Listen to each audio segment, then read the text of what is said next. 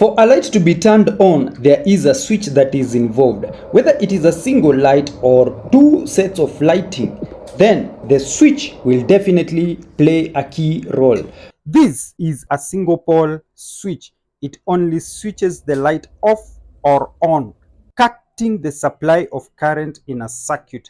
But for this one, it can either switch the light on at this upper position or switch it off at this lower position. This one, depending on how it is wired, will only switch off at that point, and that is the off position. This is the on position. In a light circuit, you can only have one single pole switch to perform the functions of turning the light on or off. For a three-way switch, it becomes more interesting. You can have two switching points operating the same light or different lighting setups from different positions. There are so many light switches that exist which perform different functions depending on where the wiring has been executed, be it on the staircase or on a long walkway or even in a single room setup.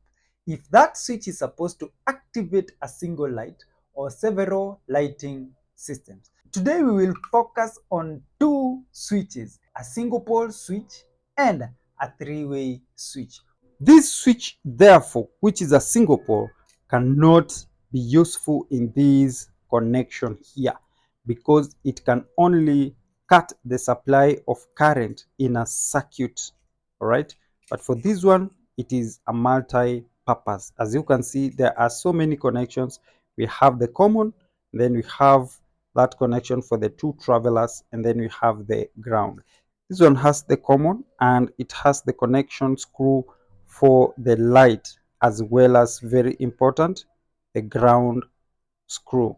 For a three-way switch, we have four connections. So we have the common connection, which is here. So we'll connect the hot wire here, and then we'll connect the traveler between this switch and the second switch. So the first traveler will be connected here to the second point of the switch, then the second traveler will be connected here and then connected to the second switch. Remember, for these switches to work, they have to be two. All right, and then of course we'll connect our ground wire right here on this green screw, and that is how it will work. Thank you so much for watching today's video. If you have found some value out of this topic today, smash that like button and let me know in the comment section, is there a specific topic that you will love me to do when it comes to these electrical videos? My top boss let me know and I will be so honored to do it. In the coming episodes, we'll be talking about electrical troubleshooting using a digital multimeter, and I'm so sure you will appreciate troubleshooting of earthing when it comes to electrical installations in the house. Subscribe to my channel so that you don't miss that episode. Now, if you want to watch a video that I have already done concerning the three-way switch operation, check it out on this video right here.